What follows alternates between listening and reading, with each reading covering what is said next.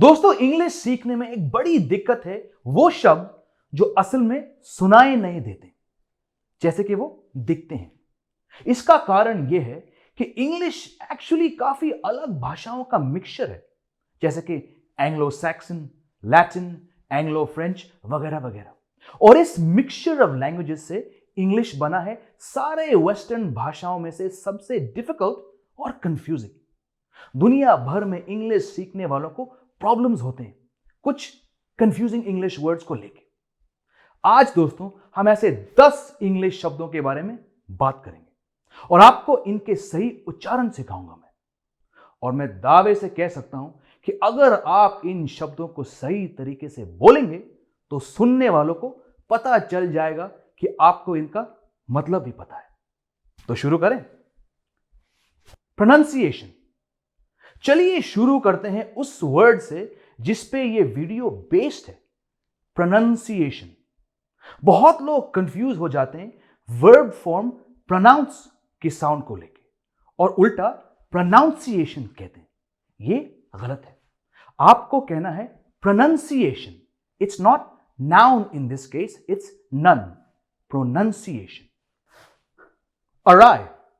इस शब्द के कई मतलब है दोस्तों, जैसे कि जब कोई चीज प्लान के मुताबिक नहीं जाता है या जब कुछ एक्सपेक्टेड तरीके से नहीं होता, एंड ऑल्सो जब कोई चीज टेढ़ा मेढ़ा हो जाता है।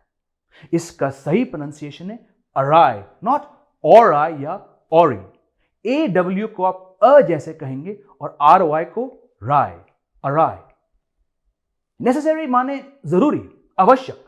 मैंने इसे अक्सर नेसेसरी कहते हुए सुना है और ये गलत है। The correct pronunciation is necessary.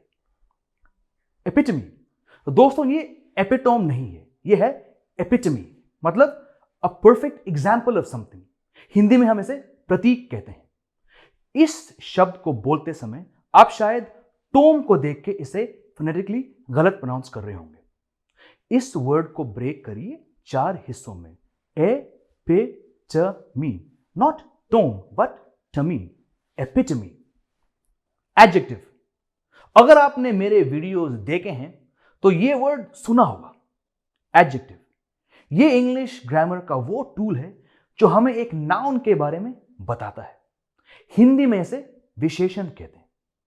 English में इसका सही उच्चारण है एडजेक्टिव, ना कि एडजेक्टिव। एड मत कहिए, एज बोलिए। Adjective, adjective. एज्मा। दोस्तों इस लंग रिलेटेड कंडीशन को एस्थमा नहीं एज्मा कहते हैं। यहां एस को ज प्रोनाउंस करते हैं और टीएच साइलेंट है और मा पे जोर नहीं देते, ये म है।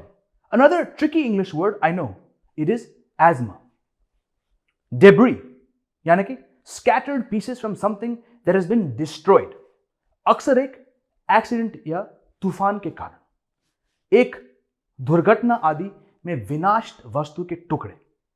इंग्लिश में इसे डेब्री कहते हैं, ना कि डेब्रिस। डेब्री। ड्राफ्ट। आप में से अगर कोई बीयर पीने का शौकीन है तो आपने जरूर पब में काउंटर के पीछे अलग तरह के टैप बियर्स देखे होंगे, जिसे वेस्ट में हम ड्राफ्ट बियर कहते हैं, नॉट ड्रॉट, जैसे कि अक्सर मैंने यहां इंडिया में लोगों को कहते हुए सुना है। इस वर्ड में UGH को हम F की तरह बोलते हैं, draft. And don't be confuse with drought, जिसे हम DROUGHT कहते हैं। ड्राउट मतलब सूखापन, अ शॉर्टेज और रेनफॉल एब्सेंस। फोपा, नॉट फॉक्स पैस।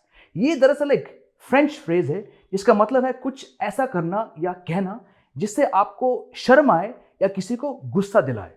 You know, a social mistake या impolite. The correct word to say this is faux pas. बोलिए मेरे साथ, faux pas. Grand Prix. दोस्तों ये भी एक फ्रेंच फ्रेज है जिसे हम अक्सर फॉर्मूला 1 में सुनते हैं।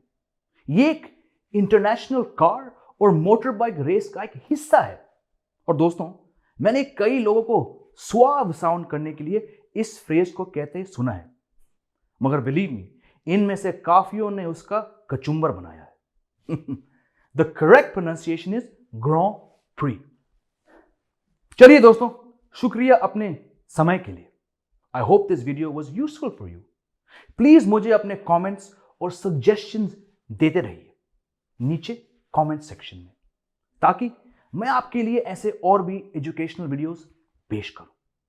और हां, प्लीज इस चैनल को सब्सक्राइब करना ना भूलें। अगली मुलाकात तक, this is Jamie Alter saying take care, good bye, God bless.